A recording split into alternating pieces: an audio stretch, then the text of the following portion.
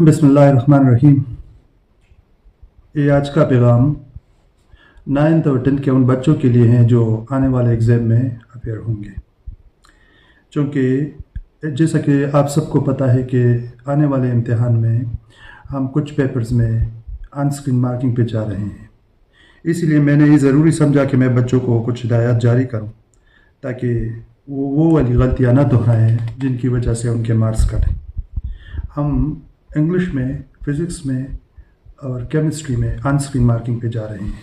ये जो मेरे हाथ में आंसर शीट आप देख रहे हैं, ये वो स्पेसिफिक आंसर शीट है जो आपने इन्हीं तीनों पेपर्स में यूज़ करनी है, यानी इंग्लिश, फ़िज़िक्स और केमिस्ट्री में। ये एक स्पेशलाइज्ड टाइप की आंसर शीट है। जब आप इसको देखोगे तो आपको पता चलेगा कि इस पर हमने कितनी मेहनत की है। पहली जो बच्चों ने जो सबसे पहला काम करना है वो ये है कि इसमें रोल नंबर के लिए अलग से खाने दिए गए हैं, सब्जेक्ट के लिए अलग से दिए गए हैं और 9th और 10th के लिए अलग से एक कॉलम दिया गया है। पहले आपने अपना रोल नंबर लिखना है।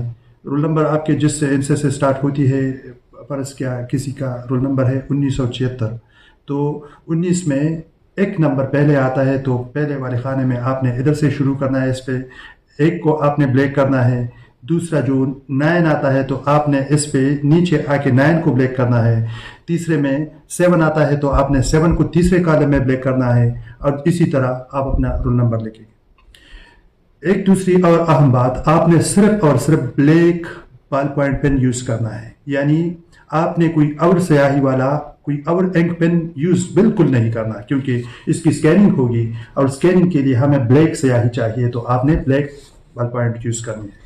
इसी तरह आपका जो सब्जेक्ट है तो इधर इंग्लिश लिखा हुआ है, दूसरे नंबर पे केमिस्ट्री है, तीसरे नंबर पे फिजिक्स है, तो आपने इस खाने को मुकम्मल ब्लैक करना है। सब खानों को आपने मुकम्मल ब्लैक करना है। इसी तरह अगर 9th का है तो आपने 9th को ब्लैक करना है, 10th का है तो आपने 10th को ब्लैक करना है।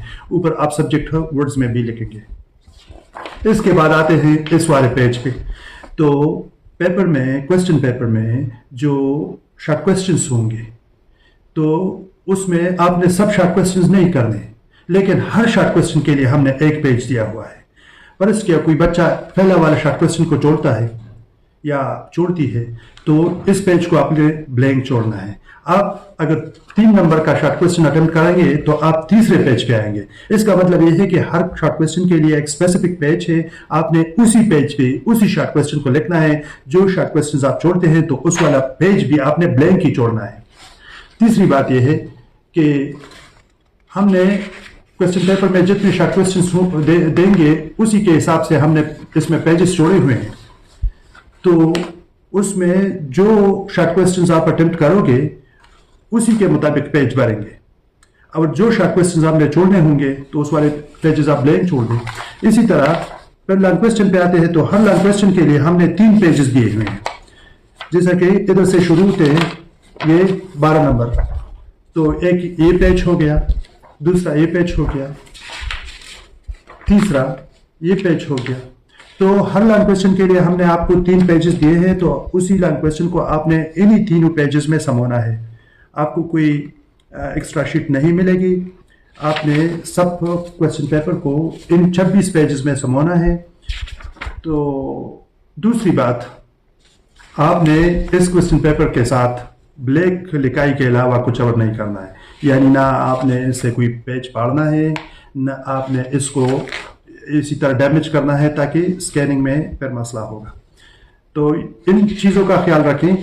दूसरी बात यह है कि आपने इस पे लकीरें नहीं खींचनी, यानी आमतौर बच्चे साइड पे लकीर खींचते हैं, वो साइड पे लकीर खींचते हैं और फिर दरमियान में थोड़ी सी जगह छोड़ के उस पर लिखते हैं, तो वो आपने बिल्कुल नहीं करना, क्योंकि यही वाली जगह है, लकीरें ऑलरेडी आपने खींची हुई हैं, आपने इन्हीं के दरमियान लिखना है।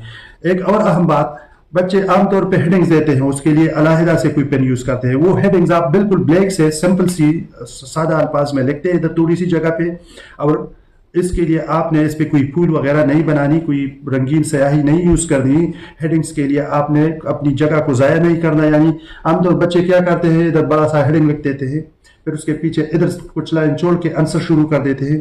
तो चूंकि ये आंसर शीट आपको इसलिए दिया जा रहा है ताकि आप रट्टे से निकल के कंसेप्चुअल पे, यानी जो आपने समझा है उसी को अपने अल्फाज में लिख दें। तो जगह का ख्याल रखना है। एक और अहम बात, आपने इस पे कोई गुलकारी वगैरह नहीं करनी। अपना टाइम बचा के रखना है। सिंपली आपने इधर आंसर लिखना है, यानी इधर से अगर कोई क्वेश्चन शुरू होती है, मेरी बात को गौर से सुने, इसको समझे। ये क्वेश्चन नंबर 12 है, इधर आपने आंसर लिख दिया ANS, इधर से ही आपने शुरू कर दिया। लकीर को दरमियान में ब्लैंक भी नहीं छोड़ना, क्योंकि जगह मुख्तस है, आपको ज्यादा जगह नहीं मिलेगी इसके अलावा। तो आपने हर लाइन पे लिखनी है जो आपने लिखना है, आपने लकीरें नहीं खींचनी। आप अगर क्वेश्चन खत्म हो जाए तो इधर बहुत ज्यादा जगह नहीं छोड़नी। दूसरी बात, अगर इस क्वेश्चन में कोई सेक्शन है, यानी ABCD, इस पर भी बहुत से बच्चे सोचते हैं कि हम क्या करेंगे, तो इधर अगर आपने क्वेश्चन शुरू कर दिया, इधर तक सेक्शन A खत्म हो गई, तो इधर आप थोड़ा सा लिख दे सेक्शन B, वो शुरू कर दे, सेक्शन C वो शुरू कर दे। तो इसी तरह हर क्वेश्चन के लिए आपको हम 3 ही सफ़े दे रहे हैं, और उन 3 ही सफ़ों में आपने उस क्वेश्चन को समझना है। हाँ, एक क्वेश्चन और भी जो बच्चे पूछते हैं कि अगर 3 सफ़े दिए हैं और क्वेश्चन 2 में आ जाए तो तीसरे का क्या करें, तो तीसरे को ब्लैंक छोड़ दें। यानी आपने सिर्फ अपना क्वेश्चन लिखना है, दूसरा जो भी इसके अलावा हेडेक है वो हमारा है, यानी उसको हम संभालेंगे। बच्चे अक्सर पूछते हैं कि अगर गलती हो जाए, यानी इधर से आपने कोई क्वेश्चन शुरू कर दी और उसको आप गलत समझते हैं कि गलत है, तो आपने क्या करना है, उस पर एक लकीर खींचनी है और उसके नीचे फिर अपना सही वाला क्वेश्चन शुरू करना है। कुछ बच्चे ये भी पूछते हैं कि अगर कुछ गलत हो जाए तो क्या हम इस पर वाइटनर की यूज़ कर सकते हैं। वाइटनर आप बिल्कुल यूज़ कर सकते हैं, लेकिन इसमें एक मसला है कि वाइटनर एक उभरा हुआ सतह वो बनाता है, स्कैनिंग में मसला आ सकता है। तो इसलिए मेरा मशवरा ये है कि आप उस पर एक सिंपल सी लकीर खींच लें, उस पर आप फिर वो अपना सही वाला आंसर जो है उसके नीचे शुरू कर दें। बच्चे ये भी पूछते हैं कि हमने डायग्राम कैसे बनाना है, पेंसिल से बनाना है, कोई और इंक से बनानी है। डायग्राम भी उसी ब्लैक बॉल पॉइंट पेन से बना दे जिससे आप अपना आंसर लिख रहे हैं।